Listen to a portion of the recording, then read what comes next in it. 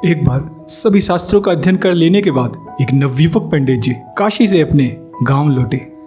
गांव पहुंचने पर घर में उनके पिता ने नवयुवक पंडित जी से एक सवाल पूछा और उन्होंने कहा कि पुत्र, मुझे बताओ, पाप का गुरु कौन है? अपने पिता के ऐसे प्रश्न को सुनकर वो हैरान हो गए, क्योंकि अपनी पढ़ाई में उन्होंने धार्मिक और आध्यात्मिक गुरु तो पढ़े थे, लेकिन पाप का गुरु भी होता है, ये उनकी शिक्षा की समझ से बाहर था। उन्होंने अपनी पढ़ी हुई किताबों में बहुत ढूंढा, लेकिन उन्हें वहां भी इस सवाल का जवाब नहीं मिला। उनके पिता ने कहा कि अभी जीवन की आपकी शिक्षा अधूरी है पुत्र। और यह सुनकर भोर होते ही पंडित जी अपने पिताजी को प्रणाम करके इस सवाल का जवाब ढूंढने के लिए वापस काशी के लिए निकल पड़े। रास्ते में उन्हें कई विद्वान मिले, कई पंडित मिले, कई ज्ञानी भी मिले, और उन्होंने सभी से वही एक सवाल का जवाब पूछा कि पाप का गुरु कौन है, लेकिन वो किसी के भी जवाब से संतुष्ट नहीं हुए। और तपती गर्मी के उन दिनों में उन्होंने अपनी काशी की यात्रा जारी रखी। अपनी यात्रा में वो एक दिन बहुत थक गए और उन्होंने घर के बाहर जाके पानी मांगा। एक सुंदर स्त्री उस घर से निकली और उन्हें पानी पिलाया। पानी पीने के बाद पंडित जी ने उनसे पूछा कि ये घर किसका है? बहुत सुंदर है। तब उस स्त्री ने कहा, यह घर मेरा है पंडित जी, और मैं एक गणिका हूं, यानी कि वैश्या। पंडित जी ने उस स्त्री से कहा कि तुमने पहले बताया क्यों नहीं? तुमने मेरा धर्म बिगाड़ दिया। मैं वैसे ही एक सवाल के जवाब के लिए भटक रहा हूं, और अब तुम्हारे घर का पानी पी लिया तो अब उसका भी प्रायश्चित करना पड़ेगा। तब वो गणिका बोली, आपने भी पानी पीने के बाद मुझसे पूछा, और हमारा धर्म था कि आपने पीने के लिए पानी मांगा और वो हमने दिया। उसके बाद गणिका ने उत्सुकतावश उन पंडित जी से पूछा कि भला आप किस सवाल के जवाब के लिए भटक रहे हैं पंडित जी? तब उन्होंने गणिका को अपना सवाल बताया। पाप का गुरु कौन है, ये जानने के लिए वो काशी जा रहे हैं। गणिका ने कहा कि अगर आप बुरा ना माने तो इसका जवाब तो आपको मैं दे सकती हूं।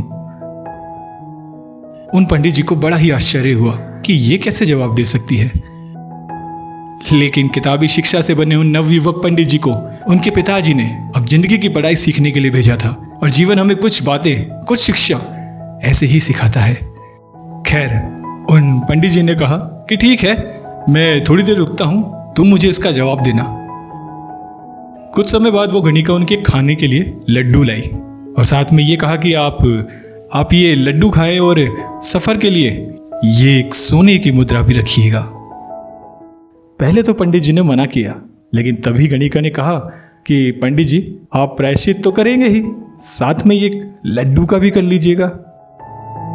उन्होंने गणिका की बात मानी और वो लड्डू उठा के खाया और वो मुद्रा भी उठाई।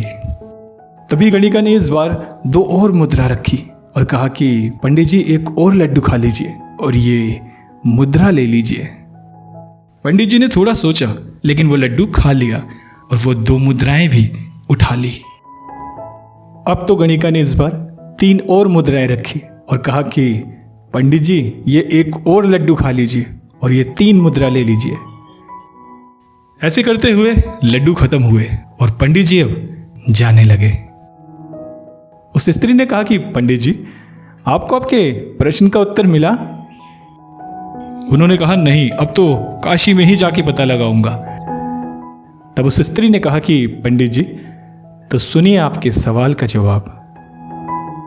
यहां आने से पहले आप ब्राह्मणों के लिए वैश्याओं के घर का पानी तक पीना पाप था, और आपने एक बार भूलवश पानी पीने के बावजूद भी मुझ वैश्या के हाथ के बने लड्डू खाए, और वो भी इसीलिए क्योंकि मेरे हर लड्डू पर आपको मुद्रा लेने का लोभ जाग गया था। अगर आप में वो लोभ ही न जागता तो आप मुझ वैश्या के घर कभी नहीं रुकते। पंडित जी को यह ज्ञान मिलने के बाद उन्होंने उस स्त्री से कहा कि हे माता, आपका धन्यवाद जो आपने मुझे ये शिक्षा दी। और ऐसा कहकर वो पंडित जी वापस अपने गांव लौटे, जहां उनके पिताजी उनके सवाल का जवाब सुनकर बहुत खुश हुए, क्योंकि अब उनके बेटे ने किताबी शिक्षा से ऊपर उठना शुरू कर दिया था। कथा कहानियां हमें सिर्फ सीख ही नहीं देती, बल्कि रूबरू कराती है, बल्कि रूबरू कराती है जीवन के कई पहलुओं से। आशा करता हूँ आपको ये कथा अच्छी लगी हो। ऐसे ही और कथा कहानी देखने के लिए जुड़े रहिए दर्शन कथा कहानियाँ पर। आपका शुक्रिया।